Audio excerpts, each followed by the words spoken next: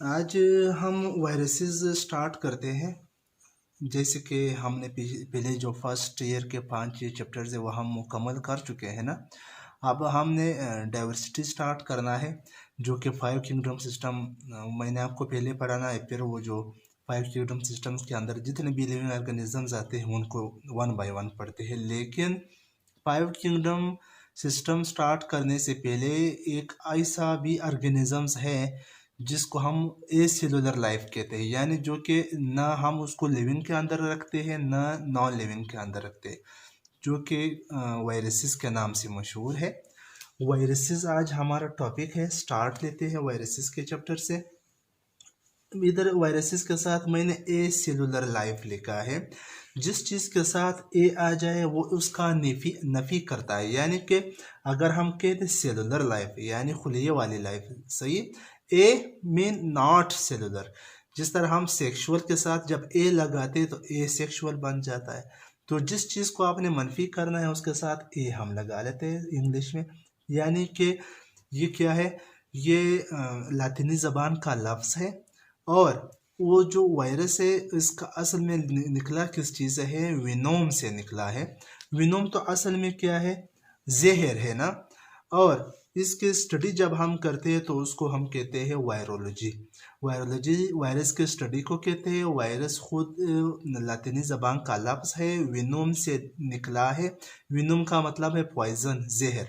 ये जहर का नाम क्यों दिया है, क्योंकि जितने भी लिविंग ऑर्गेनिजम्स है या माइक्रोब्स है या मतलब प्रोकैरियोट से यूकैरियोट से जितने भी ऑर्गेनिजम्स है, वायरस को तो हम ऑर्गेनिज्म नहीं कह सकते, अलबत्ता इसको भी हम अक्सर लिविंग के अंदर पढ़ते हैं। वो किस तरह आपको मैं करेक्टर्स जब बताऊंगा तो आपको समझ आ जाएगा। जितने भी वायरसेस है इसका कोई भी फ़ायदा नहीं है, लेकिन बाकी जो लिविंग ऑर्गेनिजम्स है उनके फ़ायदे भी हैं, नुकसानात भी है, ख़ासकर इंसान के लाइफ के ऊपर। लेकिन जितने भी वायरसेस है ये सारे नुकसानदेह है, इसी वजह से इसको हम विनोम का नाम दे सकते हैं, या विनोम से निकला है वायरसेस यानी कि जहर। अच्छा, यानी ये क्या है, ये नॉन सेलुलर पार्टिकल्स है जो कि कंप्लीटली लेक ऑफ किस चीज़ से लेक है, यानी कि जिसके अंदर नहीं है structural and functional characteristic of cell. देखो, सेल जब हम पढ़ते हैं तो हम कहते हैं कि cell is the structural and functional unit of life या लिविंग ऑर्गेनिज्म। ये ना स्ट्रक्चरल करेक्टर्स को फॉलो करता है ना फंक्शनल। किस तरह, वो भी मैं आपको 2 मिनट बाद बताता हूँ। अगर इसकी डिस्कवरी की बात कर लें, सबसे पहले 1884 में एक साइंसदान था जिसका नाम था चार्ल्स चैम्बरलैंड। उन्होंने क्या किया, उन्होंने मतलब रेबीज़ नामी एक बीमारी है, अगर आपने सुना होगा, जो कि इंसानों को मुहैया होती है, यानी इंसानों को इफ़ेक्ट करती है रेबीज़। वो किसके अंदर होता है, वो कीट के दांतों के ऊपर या उनके सलाइवा के अंदर। डॉग्स और बेट्स नहीं, चमगादड़ या कुछ और भी एनिमल्स है जो इसको ट्रांसफ़र करते हैं, उसके बाइट करने, जब उस किसी को काटता है ना, उससे रेबीज़ बीमारी काज होती है। तो ये जो चार्ल्स चैम्बरलेन था इसको ये लगता था ये कोई बैक्टीरियल डिजीज़ होगा। जब उन्होंने छानना शुरू कर दिया, यानी कि फ़िल्टर था उसके पास, फ़िल्टर से मतलब वो जब किसी चीज़ को छानते हैं तो उससे बड़े चीज़ें इधर रह जाते हैं और जो छोटे छोटे चीज़ें हैं वो नीचे चले जाते हैं। उसका जो फ़िल्टर था उसका नाम था पोर्सिलिन प्रोटीन फ़िल्टर। असल में उन्होंने जब उसका शक था कि कोई बैक्टीरिया होगा, जब उन्होंने इसका फिल्ट्रेशन कर दिया उस चीज़ का, उस सलाइवा का, उनका जो इसके बाइट में मौजूद था ना, उसमें ये जो बड़े बड़े चीज़ें था वो तो इधर रह गए, लेकिन फिर भी वही बीमारी काज करने वाला एजेंट जो था वो नीचे चला गया था। तो उसको शक हो गया कि यार ये कुछ और ऑर्गेनिजम्स हो सकते हैं या कुछ और चीज़ हो सकते हैं, कुछ और फैक्टर्स है बैक्टीरिया वगैरह के अलावा, प्रोटेस्ट के अलावा। इसके अलावा एक और साइंसदान था जिसका नाम था लॉन्स्की। लॉन्स्की ने 1892 में ये जो एक बीमारी है बहुत मशहूर, आपने हर बार देखा होगा, TMV जिसको कहते हैं, टोबैको मोज़ेक वायरस। ये असल में प्लांट को मुहैया होती है, यानी उसको इफ़ेक्ट करती है प्लांट्स को। प्लांट्स के जो पत्ते हैं वो इस तरह रिंकल्ड बन जाते हैं, येलो बन जाते हैं, उनके अंदर सुराख आ जाते हैं ना, वो बीमारी। उसका ये ख्याल था कि ये भी कोई बैक्टीरिया काज करती है ना। उन्होंने क्या कर दिया, उन्होंने एक एक्सपेरिमेंट 1892 के अंदर कर लिया। जो इफेक्टेड प्लांट्स थे यानी टोबैको तंबाकू के वो पत्ते जो इस वायरस का शिकार थे, उन्होंने उसका जूस निकाला।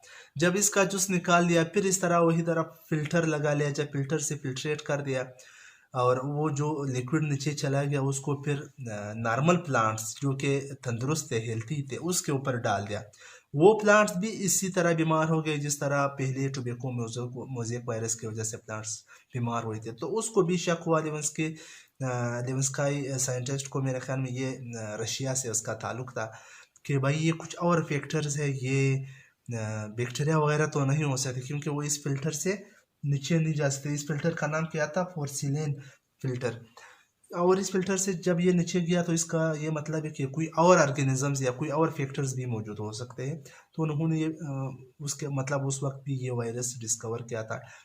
फिर इसके बाद 1900 में भी इसके ऊपर बहुत सारे डिस्कवरीज हुए। 1915 में गालिबन बैक्टीरियोफेज जो बहुत पॉपुलर है वो जो वायरस था वो डिस्कवर हुआ था। और भी बहुत सारे डिस्कवरीज इसके ऊपर हुए थे। एक बात याद रखना है आपने कि ये अभी तक लिविंग ऑर्गेनिजम्स का जो 5 किंगडम सिस्टम है उसमें नहीं रखा गया है। इस वजह से मैंने 5 किंगडम सिस्टम को इस चैप्टर के बाद रखा गया है, वो बाद में मैं आपको समझा दूंगा। अच्छा, ये लिविंग है या नॉन लिविंग है ये फैसला अब हम इनके करेक्टरिस्टिक्स के ऊपर करते हैं। इनके अंदर क्या करेक्टरिस्टिक्स है, मैंने सबसे पहले करेक्टर में लिखा है they have their own genetic material. इनके पास अपना जेनेटिक मटेरियल है, न्यूक्लिक एसिड है। याद रखना इनके अंदर या तो डीएनए हो सकती है या आरएनए, दोनों नहीं हो सकता, एक ही हो सकते हैं। सही है। अच्छा, जब जेनेटिक मटेरियल किसी ऑर्गेनिज्म के अंदर या किसी सेल के अंदर है तो हम उसको तो लिविंग कह सकते हैं ना। तो इसके पास अपना जेनेटिक मटेरियल है।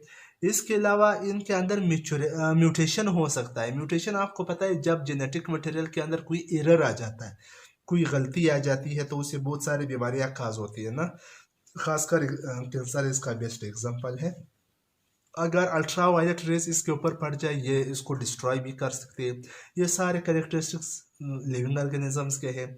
और ये किसी होस्ट के अंदर अपने आप को रिप्रोड्यूस कर सकती है। ये खुद मेटाबॉलिज्म नहीं करता, लेकिन इसके रिप्रोडक्शन के लिए तो मेटाबॉलिज्म का होना ज़रूरी है, बल्कि मूवमेंट के लिए, रिप्रोडक्शन के लिए, जो भी एक्टिविटी लिविंग ऑर्गेनिज्म के अंदर होती है उसके लिए मेटाबॉलिज्म का होना ज़रूरी है। लेकिन इसके अंदर मेटाबॉलिज्म नहीं होता। जब ये रिप्रोडक्शन करता है तो ये अपने होस्ट का, मेज़बान का मेटाबॉलिज्म इस्तेमाल करता है।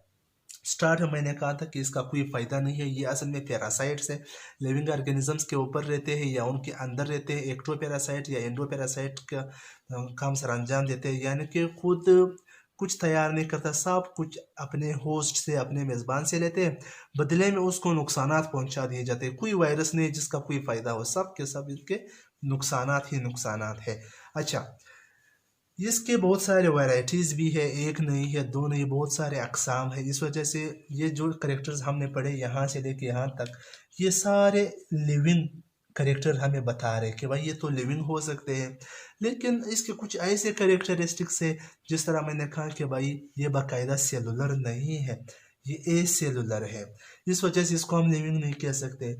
इसके अंदर कोई एंजाइम, कोएंजाइम, प्रोस्थेटिक ग्रुप कुछ भी नहीं है। इसने सब कुछ अगर इस्तेमाल करना है तो अपने होस्ट का इस्तेमाल करना है। इसके अलावा ये क्रिस्टलाइज हो सकते हैं और ये हम लेबोरेटरी के अंदर स्टोर कर सकते हैं। ये भी एक नॉन लिविंग का एक करेक्टरिस्टिक है। और ये सांस नहीं ले सकते। जब सांस नहीं ले सकते इसको फिर हम कैसे लिविंग कह सकते हैं। इसके अलावा ये हर वक्त डिपेंड करता है, इन्हिसार करता है उसके होस्ट पर, यानी अगर होस्ट ना हो ये 2000 साल तक भी इधर रह सकता है। लेकिन अगर उसको होस्ट मिल गया ये फिर एक्टिव हो जाता है, अपने बच्चे पैदा कर सकते हैं, रिप्रोड्यूस हो सकता है, उसको नुकसानात पहुंचाया जा सकता है।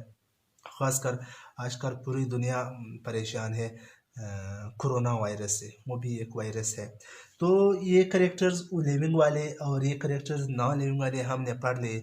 इस वजह से वायरस को ना हम लिविंग कह सकते हैं ना हम नॉन लिविंग कह सकते हैं। इस वजह से इसको हम कहते हैं यानी they that is why viruses are on the boundary line of living और नॉन लिविंग, यानी कि ये लिविंग और नॉन लिविंग का जो बाउंड्री है उस पर रखा गया है, न लिविंग में शुमार है न नॉन लिविंग में शुमार है। क्यों है, क्यों ऐसा है? क्योंकि इसके अंदर नॉन लिविंग के ऑर्गेनिजम्स के करेक्टरिस्टिक्स भी है और लिविंग के ऑर्गेनिजम्स के करेक्टरिस्टिक्स भी है। इस वजह से अगर हम इसकी क्लासिफिकेशन की बात कर ले, इसकी क्लासिफिकेशन असल में उसकी मॉर्फोलॉजी पर, जिस तरह उसका शेप है उसकी वजह से भी कुछ हमने इसको क्लासिफाई कर दिया है। ये किस होस्ट के अंदर रहते हैं, प्लांट्स के अंदर, बैक्टीरिया के अंदर, या ऊपर भी रह सकते हैं, किसी ऑर्गेनिज्म के ऊपर भी रहते हैं, अंदर भी रहते हैं, अक्सर अंदर रहते हैं, एंडोपैरासाइट्स का काम करते हैं। और क्या ये एनिमल्स के अंदर रहते हैं? तो इनकी बुनियाद पर हमने इसको अलग अलग डिवाइड कर रखे हैं। इसकी क्लासिफिकेशन एक चीज़ पर जब हमने अलग है, जो न्यूक्लिक एसिड हमने स्टार्ट में पढ़ा था, न्यूक्लिक एसिड के बेस पर भी हमने इसको अलग क्लासिफाइड किया है, यानी इसके अंदर आरएनए है या फिर डीएनए है।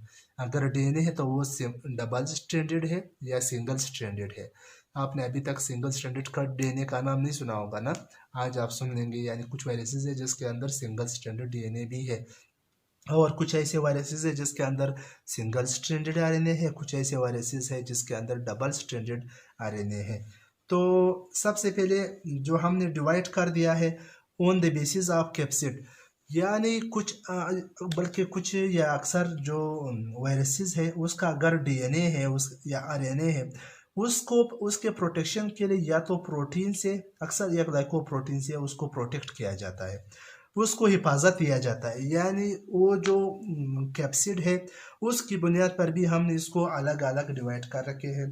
खासकर जो फर्स्ट पर है TMV यानी टोबैको मोज़ेक वायरस, इसके अंदर एक हेलिकल कैप्सिड जो कि कैप्सिड मौजूद है, यानी कि जिसको हम एक और नाम भी दे सकते हैं, कैप्सूल का नाम, या पता नहीं एक और भी नाम आता था, इसके लिए हम इस्तेमाल कर सकते हैं। इसके अलावा एक वायरस है जिसका नाम है एडिनो वायरस, उसके ऊपर पॉली हाइड्रल कैप्सिड मौजूद है। इसके अलावा इन्फ्लुएंजा वायरस जो कि इन्फ्लुएंजा बीमारी खास करती है, इसके ऊपर ग्लाइकोप्रोटीन का कैप्सिड इन्वेलप याद आ गया, एक इन्वेलप लिफाफे जैसा उसके ऊपर मौजूद होता है। कुछ वायरसेस है जिस तरह ये बैक्टीरियोफेज है जो कि बैक्टीरिया के अंदर होता है, इसके ऊपर भी कैप्सिड होता है, वो तो हम इंशाल्लाह तफसीलन पढ़ लेंगे। और मेरे ख्याल में उसके अंदर भी पॉलीहाइड्रल हेड होता है, और उसका जो कोटिंग है वो अक्सर प्रोटीन करता है, सही। कुछ के अंदर सिर्फ प्रोटीन, कुछ के अंदर ग्लाइकोप्रोटीन है, सही, कुछ के अंदर हेलिकल कैप्सिड होते हैं। इस कैप्सिड की वजह से इनको अलग अलग हमने डिवाइड कर दिए हैं। इसके अलावा on the basis of nucleic acid भी हमने इसको अलग अलग डिवाइड कर रखे हैं। कुछ के अंदर DS मैंने इधर लिखा है, DS का मतलब है डबल स्ट्रैंडेड, SS का मतलब है single stranded, double stranded, single stranded, सही।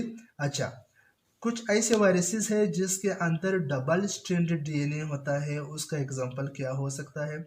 उसका एग्जांपल है एडिनो वायरसेस है, हर्प्स वायरसेस है, पॉक्स वायरसेस है। मैंने इधर पॉक्स वायरस जो कि कॉमन है, स्मॉल पॉक्स काज करता है।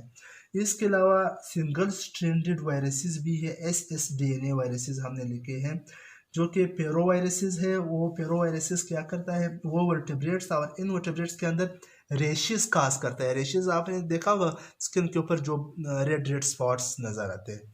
इसके अलावा डबल स्ट्रैंडेड आरएनए, आप ये भी फर्स्ट टाइम सुना होगा। कुछ ऐसे वायरसेस है जिसके अंदर आरएनए होता है, वो डबल स्ट्रैंडेड आरएनए होता है। वो असल में रिव वायरसेस है।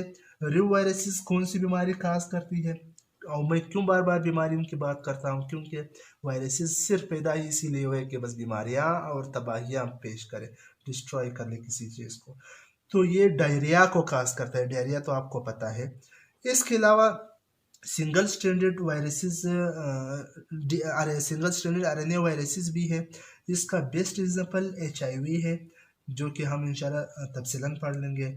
और आपको पता है कि आजकल जो कोरोना वायरस है वो भी यही SSRNA वायरसेस है। इसको हम रेटिरो वायरस भी कहते हैं। अक्सर MCQs में आता है कि RNA कंटेनिंग वायरसेस को क्या कहते हैं, रेटिरो वायरसेस। अगर उन्होंने वहाँ पर डबल स्ट्रैंडेड दिया था फिर रेट्रोवायरसेस नहीं कह सकते। अगर सिंपल उन्होंने आरएनए की बात की थी तो वो फिर क्या है, वो असल में रेट्रोवायरसेस है। इसके अलावा हमने इसको होस्ट की बुनियाद पर भी अलग अलग डिवाइड कर रखा है कि भाई ये किस होस्ट के अंदर रहते हैं। वो वायरसेस जो बैक्टीरिया के अंदर रहते हैं उसको हम बैक्टीरियो वायरसेस कहते हैं, या बल्कि हम इसको बैक्टीरियोफेज कहते हैं, बैक्टीरियोफेज। इसके अलावा कुछ प्लांट्स वायरसेस है जो कि प्लांट्स के अंदर बहुत सारी बीमारियां 2000 से ज़्यादा किस्म की बीमारियां काज करते हैं। उसमें एक जो मशहूर है टोबैको मोज़ेक वायरस है, TMV। इसके अलावा पोटैटो येलो डॉर्प वायरसेस है। बहुत सारे और भी बीमारियां हैं जो कि कॉमन यही 2 महीने इधर लिखे हैं। एनिमल के अंदर तो बहुत सारी बीमारियां ये काज करते हैं, यानी खासकर पेपो वायरस है, पोलियो वायरस है, स्मॉल पॉक्स वाला वायरस है, पॉक्स वायरस, एड्स काज करने वाला HIV वायरस, ये सारे, और लाइव स्टॉक के अंदर डिजीज काज करने वाले बहुत सारे वायरसेस है। एक है रोज सार्कोमा वायरसेस जो कि कैंसर काज करने वाले वायरसेस है। तो इस बुनियाद पर इसको हमने अलग अलग डिवाइड कर रखे हैं। अब हम तफसीलन इसकी वो बीमारियां जो इंसानों के अंदर ये काज करते हैं वो पढ़ लेंगे इंशाल्लाह। और इसके अलावा एक दो खास वायरसेस का स्ट्रक्चर, उनका क्लासिफिकेशन नहीं, उनका लाइफ साइकिल और उनका जो ट्रांसफ़र ऑफ डिजीज़ का मेथड है वो सब कुछ इंशाल्लाह तफसीलन पढ़ लेंगे। उम्मीद करता हूँ आपको वायरसेस के मुतालिक सारे बेसिस का पता चल गया हो अभी। Thank you for watching.